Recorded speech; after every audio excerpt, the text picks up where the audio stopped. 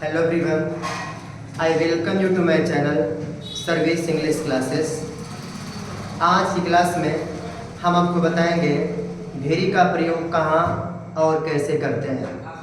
पिछली क्लास में हम आपको बताए हैं यूज़ ऑफ टू का प्रयोग कहाँ होता है। तो आपको बताए हैं कि जो टू का प्रयोग होता है एडजेक्टिव के पहले होता है, और वह जो एडजेक्टिव से प्रयोग होता है वो अपनी बैड क्वालिटी रखता है। राइट, बैड क्वालिटी मतलब अगर गुड है तो गुड का अपोजिट क्या होता है, बैड होता है। अर्थात जो सेंस जो एडजेक्टिव गुड सेंस देता है, ठीक ना, और जो एडजेक्टिव बैड सेंस देता है तो बैड क्वालिटी बताने वाले एडजेक्टिव वाले टू का प्रयोग होता है। राइट, आज हम पढ़ेंगे भेरी का प्रयोग कहाँ होता है। ठीक, यह जो होता है भेरी क्या है और बहुत ही इम्पोर्टेंट है according to the pattern of exams.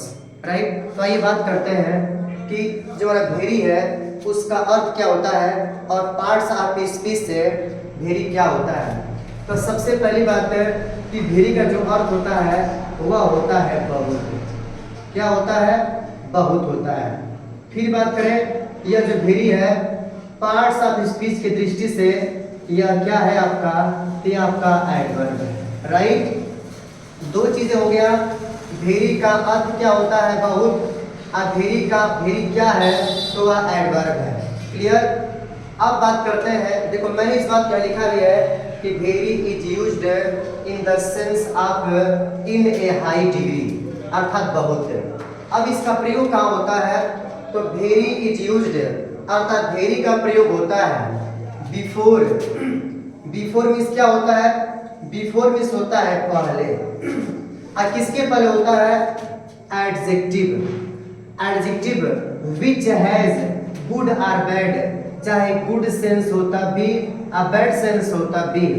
अगर कोई एडजेक्टिव चाहे बैड सेंस देता है चाहे गुड सेंस देता है तो उस एडजेक्टिव पहले हम भेरी का प्रयोग कर सकते हैं। इसके विपरीत हम पढ़े हैं जो टू होता है उसका प्रयोग बैड क्वालिटी बताने वाले एडजेक्टिव पहले होता है।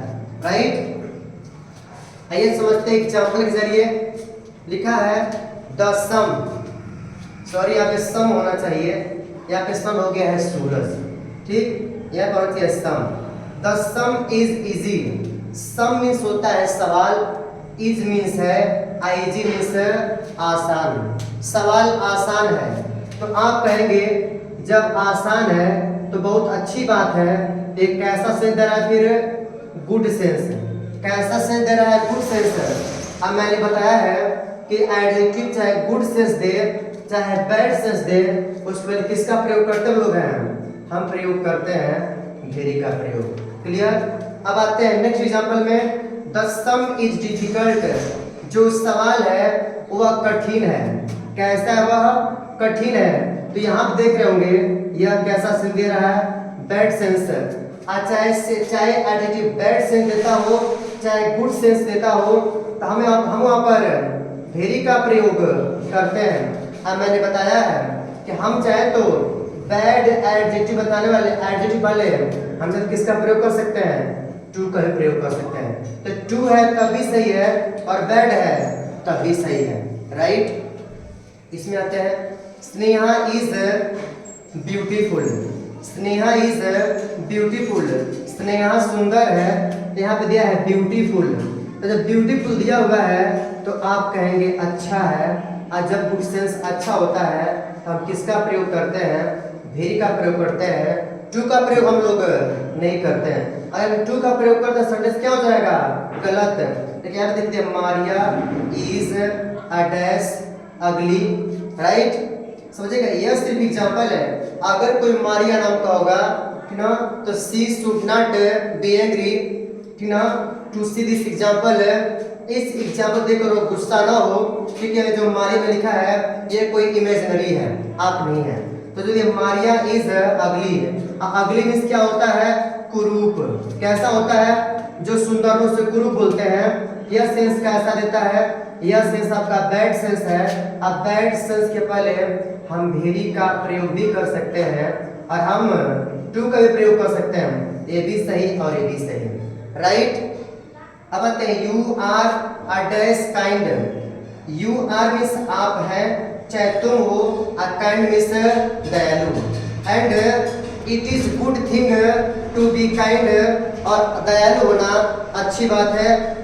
वी नो इट, हम इसको जानते हैं। तो जो काइंड मीन्स क्या होता है? दयालु, राइट। जो दूसरे जीवों पर दया दिखाते उसे दयालु बोलते हैं, राइट।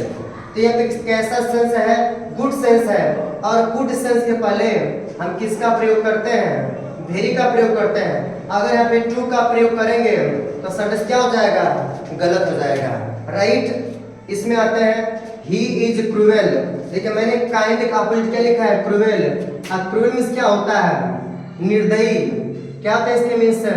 होता है आपका निर्दयी, राइट। और कैसा सेंस दे रहा है आप? निर्दयी होना अच्छी बात है, खराब बात है? बताइएगा। तो निर्दयी होना कैसी बात है? खराब बात है ना। तो जब खराब सेंस है तो खराब सेंस के पहले भी वेरी का प्रयोग कर सकते हैं, और आप चाहें तो हम टू का प्रयोग कर सकते हैं, क्योंकि हमने टू में पढ़ा है, टू के यूज में पढ़ा है कि जो टू होता है उसका प्रयोग बैड क्वालिटी एक्सप्रेसिंग वर्ड के पहले इसका प्रयोग किया जाता है, राइट। तो हमारे यहाँ पे वेरी भी सही है और टू भी सही है। Clear? Ram is honest. Ram is honest. Ram ईमानदार है। तो कहते हैं ऑनेस्टी द बेस्ट पॉलिसी। ईमानदारी सबसे अच्छी नीति होती है। ईमानदार होना अच्छी बात भी है। So we must be honest. हम सभी को ईमानदार होना चाहिए, राइट। तो यहाँ पे दिया है ऑनेस्ट। तो ऑनेस्ट मीन्स क्या होता है? ईमानदार। और बताइए ईमानदार होना कैसी बात है? अच्छी बात है ना। तो कैसा सेंस दे रहा है? और जब हमारा एडजेक्टिव गुड सेंस दे रहा हो तो हम उसमें किसका प्रयोग करते हैं? वेरी का प्रयोग करते हैं। टू का प्रयोग हम लोग नहीं करते हैं। क्लियर? अगर टू प्रयोग इसके पहले करते हैं सेंटेंस क्या है हमारा? गलत हो जाएगा। Ravan is a dash dishonest. Ravan कैसा है? डिसऑनेस्ट।